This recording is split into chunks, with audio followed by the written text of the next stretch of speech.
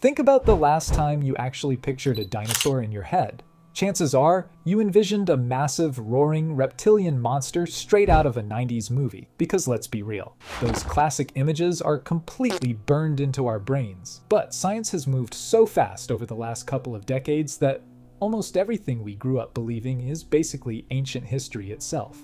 So let's set the record straight and dive into 5 of the absolute biggest dinosaur myths that people are still walking around believing today. Let's start with a classic mix-up that drives paleontologists absolutely crazy, which is the idea that anything prehistoric, giant, and reptilian is automatically a dinosaur. If you ask most people to name a flying dinosaur, they will immediately say pterodactyl.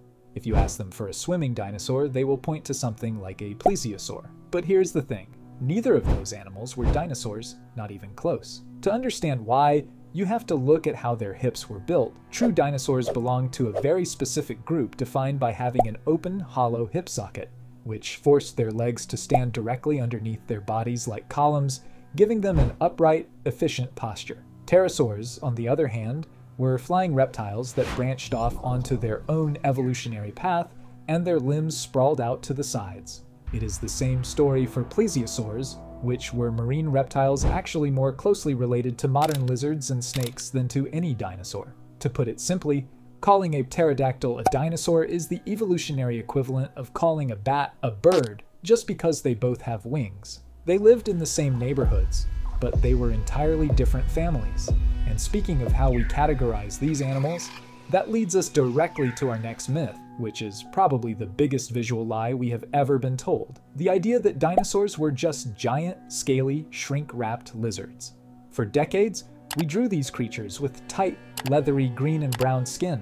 But the more fossils we dug up, the more we realized that the prehistoric world was actually incredibly fluffy.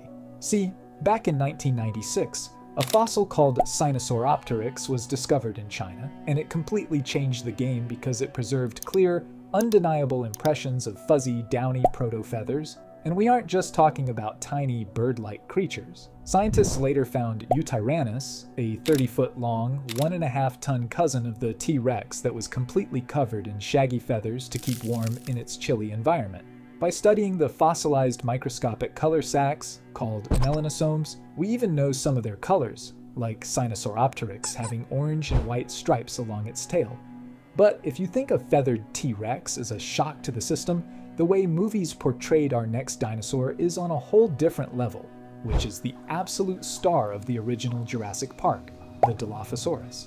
We all remember the scene. This dog-sized dinosaur hops out, rattles a giant, colorful neck frill, and spits blinding black venom right into someone's face. It's an absolute cinema, but practically every single part of that depiction was made up. In reality, Dilophosaurus was not the size of a golden retriever. It was actually a massive, 20-foot-long apex predator of the early Jurassic that weighed nearly half a ton. A massive scientific redescription of its fossils in 2020 revealed it had incredibly strong jaw muscles and a highly robust skeleton, meaning it could easily wrestle down prey. It had absolutely no need for venom or a flashy neck frill, and there is zero fossil evidence for either.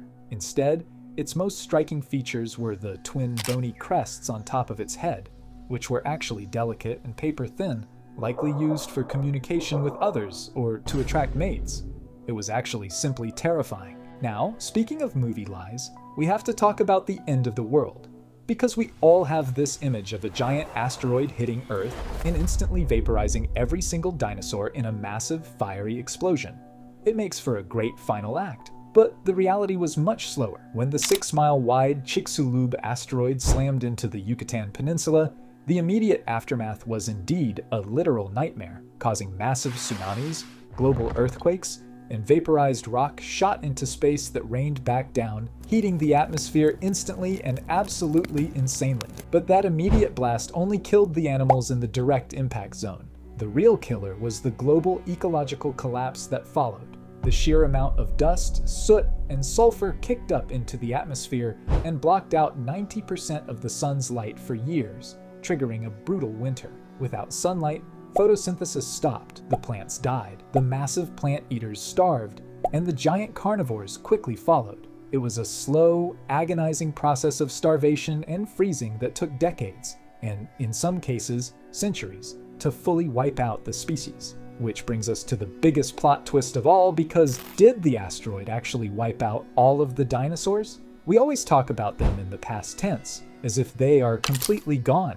But the mind-blowing truth is that dinosaurs never actually went extinct. During that massive ecological collapse 66 million years ago, one specific group of small, feathered theropods managed to survive the impact of winter. Because they were small, they didn't need massive amounts of food, and their feathers kept them warm in the freezing temperatures. But their real superpower was having a beak instead of teeth, which allowed them to crack open and eat tough seeds that had survived in the soil when all other food sources rotted away. Over the next millions of years, these survivors evolved, diversified, and eventually became what we call birds today. Taxonomically speaking, birds are not just descendants of dinosaurs, they literally are avian dinosaurs. So, from the massive ostrich running across the plains to the tiny pigeon eating crumbs on a city sidewalk, the legacy of these ancient giants is still alive and well all around us. When you really step back and look at it, it is wild how much our collective imagination is still stuck in the science of the 19th century, because we prefer the simple, movie monster versions of these creatures over the complex reality. But when you look at the actual science, the real prehistoric world was so much more diverse and surprising than anything Hollywood could write. Let me know if you enjoyed this, and of course, thank you for watching.